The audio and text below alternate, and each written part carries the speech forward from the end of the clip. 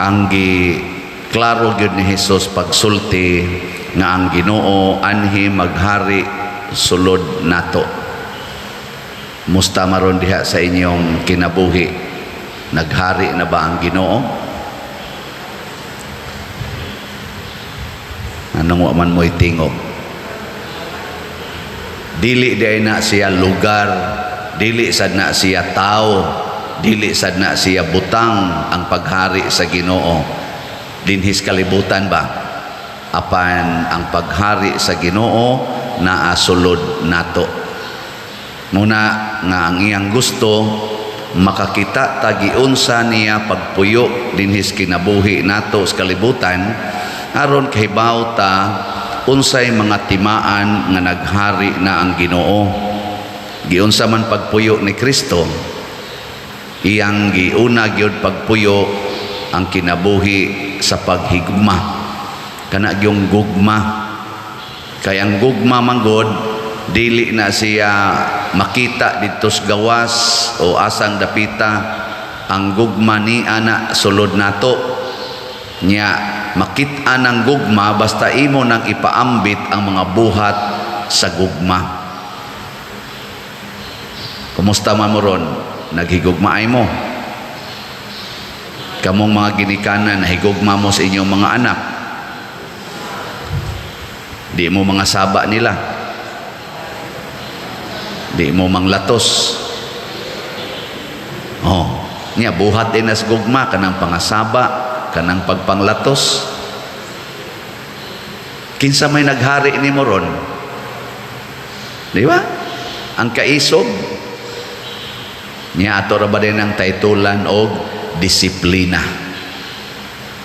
Atong disiplinahon pader kay kun dili nato latosod di nato yaw-yawan sus alto ra gid sa siging yang pungad anang cellphone kana yung cellphone. Sa una sad kami kanang radyo tos bukid ba sige na lang paminaw anang radyo. Ang uban sad og arang-arang pagkabutang sige na lang tan-aw anang TV, sige na lang tan-aw anang TV. Kadto sa makapalit atong mga atong duwa-duwa sa una katubang break game ana katong mga unggoy-unggoy nga magsigig sao ana mga apple adto na lang magsigig duwa didto ang akong anak. May gyung latuson aron mapanton porting tapulana nya karon kay cellphone naman perting cellphone. Sakto na mao ba nay disiplina nga imong latuson imong kasab-an? Mga maestra magsigig ingon sus lahi na gyud mga bata di na maminaw mga wa nay tahod sa maestra at tinuod man wa magani tahod sa pare. Pero mao ba na ang disiplina nga gusto ni Kristo? Dili. Ang gusto ni Kristo paharia ang Ginoo sa ilang kasing-kasing. Sudli sila Ginoo. Mangutana ko ninyo, kinsay nagpalit sa radyo nga mo'y nabuangan sa mga bata? Kinsay nagpalit? Ang ginikanan. So ayaw palit og radyo, palit og Biblia. Kinsay nagpalit og TV? Ginikanan. Ay pagpalit og TV, pag rosaryo mo kanunay, palit og mga picture sa kananiang Sacred Heart, kana mga santos, mo ipamutang des inyong balay, look pa na inyong bongbong. Di ba?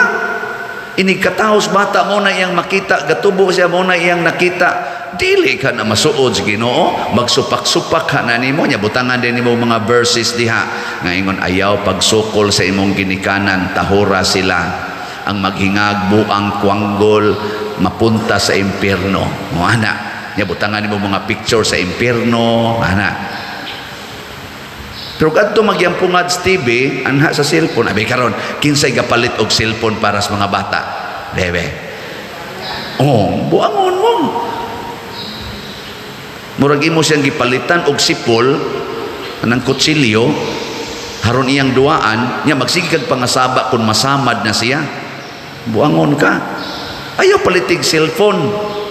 Kinsa say nagpakita sa mga anak nga magsigig anag cellphone samtang gatubo ang bata nya magsigig kabot ang bata ana ang ginikanan ayaw diha ha anak sige anak ay ayaw lagi ang bata magsigig kabot kay nga naman Ano man yung mama, papa, kuan man kayo? Gusto man kay ani? Nilabi na magtingog-tingog. Anak, magtingog-tingog. Ang bata, ganahan man kay anak. Mao na, kinsa may kapalit og cellphone. Kinsay nagpakita nga nagduwa kag cellphone. Kana. Kusog imo tubag-tubag, Father, ang akong anak. Kinsa may iyang unang nadunggan nga nagtubag-tubag, ang asawa nagtubag-tubag sa bana. Ang bana nagtubag-tubag sa asawa, samtang ang bata gasiga ang mata. Nagpasoso sa bata, o niya, sige, ikapistiha ka diha. Niya ang bata ang naminaw. Di ka tumupistisag.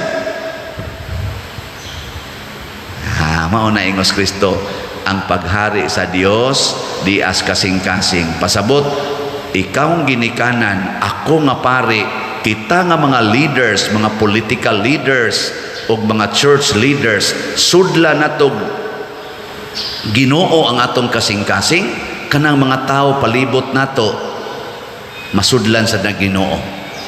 Muna si San Pablo sa unang pagbasa, iyang giingnan si Filemon.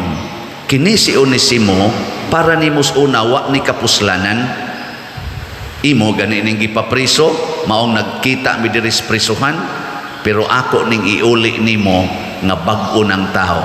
Ako dani siyang anak. Pasabot dito sa prisuhan, gisudlan ni Pablo o Ginoo ang kasing-kasing ni Onesimo nga kaniadto sigihag kasaba, sigihag akyos ni Filemon, gipapriso tungod sa utang. Di ba na may inyong ikiha ninyo tungod sa utang? Mo to nagkita sila ito. Kung sa gibutang ni San Pablo, kung nakautang ni siya nimo, ako'y paningli, ako'y bayad. Dili ka mausab ang tao, inig-ingon ni San Pablo, na kay utang des imong amo, sa umaunang napriso ko diri New York, kay kuan manggod, ang ako manggong amo ba, suko kayong ako kabayad sa utang. Priso ko, ako'y bayad anak, suod mami anang imong amo, kay kuan man kayo si Filemon ni Pablo, tahod man kayo, gisuwatan ni Pablo, ako'y bayad sa iyang utang. Nya ako ning gibalik nimo kaniadto tingali kontra ni nimo, karon isipa na siyang Ginoo. Isipa siyang igsuon nimo diha sa Ginoo. Isipa siya nga maoy akong representative. Kay ako sad representative sa ko ni Kristo. Ninduta ana no?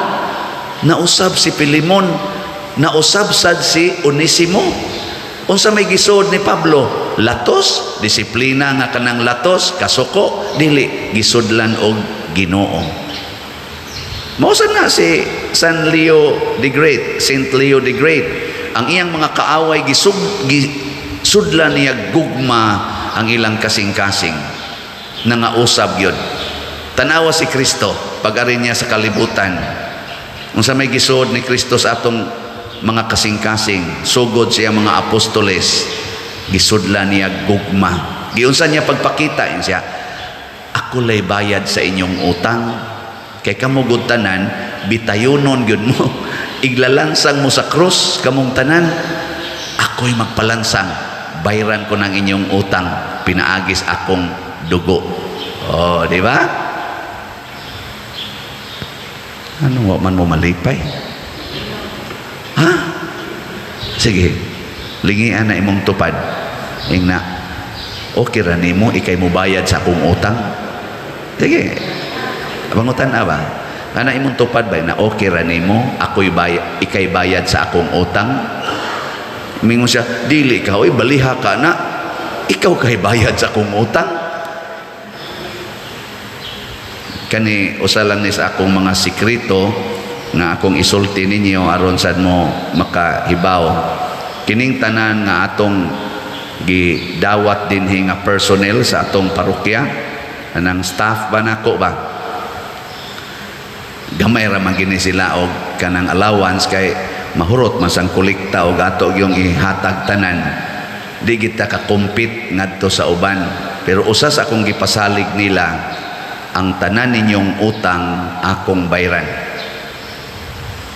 Ya, sunod na yung kondisyon, ayaw na gid mo pangutang nga di mo magpahibaw nako. Makahibaw gani kung mangutang pa mo nga di mo magpahibaw nako, magbuwag-buwag ta dinhi.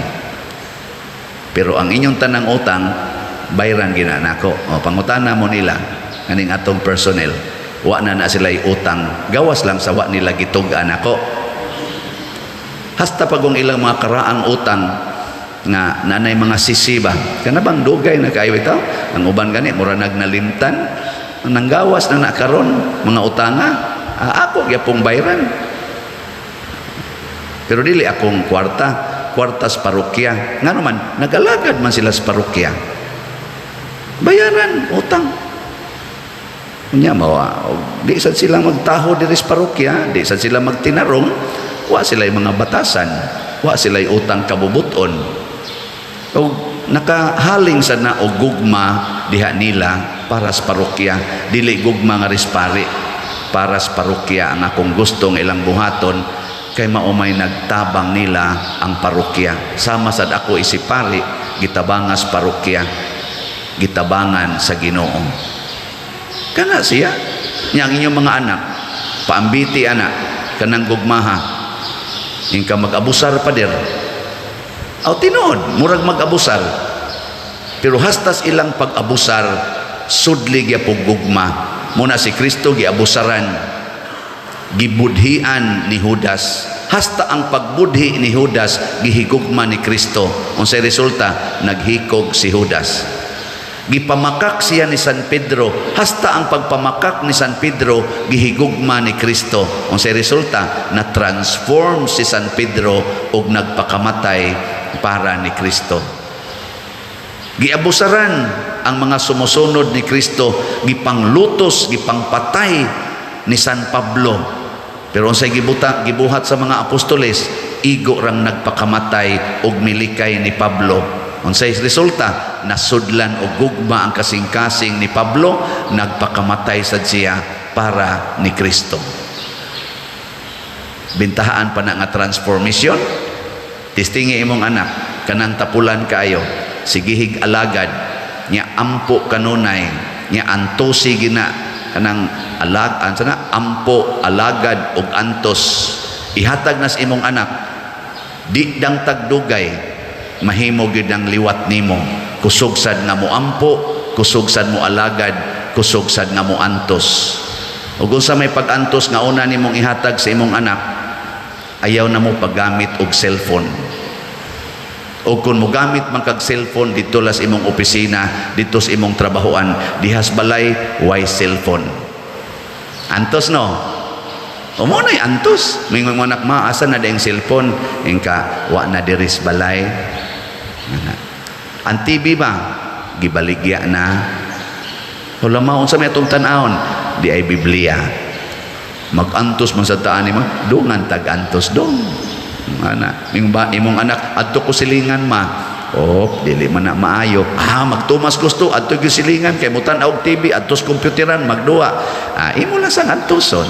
Iniguli na sa inyo, wa gyapon cellphone, wa TV ana. Nya may kay kang mohigugma niya. Mahibong lang ka. Human sa 15 ka tuig, liwat na nimo. 15 ka tuig. Di mo ka sustinira na. Adik mo? Sige, himo na tong 40 ka tuig, maliwat gina nimo. Basta lagi, dutlan gina.